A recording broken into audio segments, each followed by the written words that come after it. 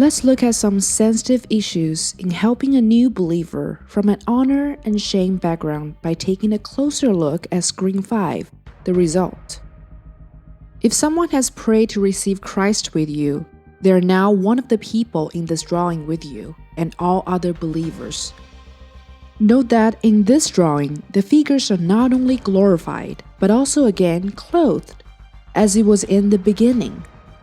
They are in right relationship with God and one another in the new big family.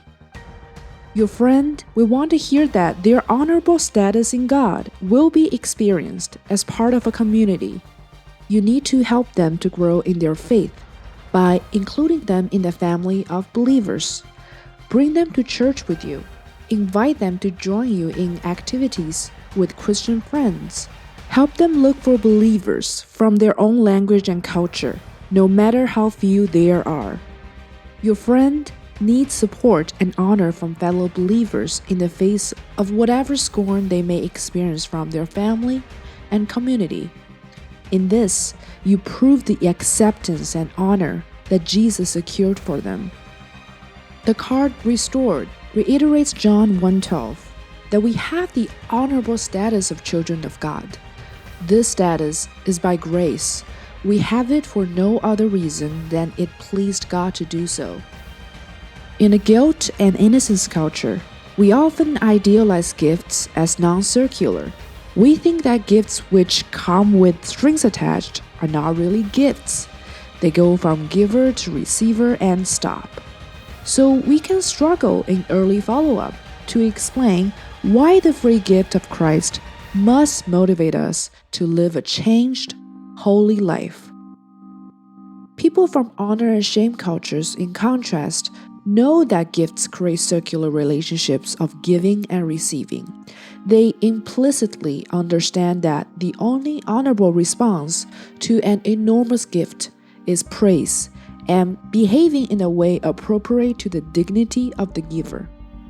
Ask them to explain to you how the recipient of a very expensive gift should behave in their culture. Help them connect that with the gift that they have now received from God. The card included emphasizes the dignity and calling we have together as believers.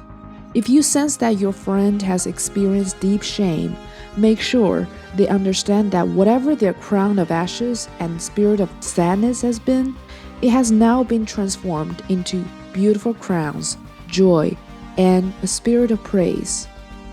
The card honored emphasizes that even if our family shames us for following Jesus, we know Christ personally and are securely seated with him. He went through the worst possible shame, defeated, and disarmed it. There is no shame that he has not already experienced and overcome. Christians from honor and shame cultures ultimately receive their honor directly from God alone and can bear up under rejection from those around them through the power of Christ. The shame they experience in this life is now only relative and temporary because they receive imperishable honor from God Himself. As you share this tool with other people, may you personally reflect on the amazing truth that through Jesus, God restores our honor and invites us into His family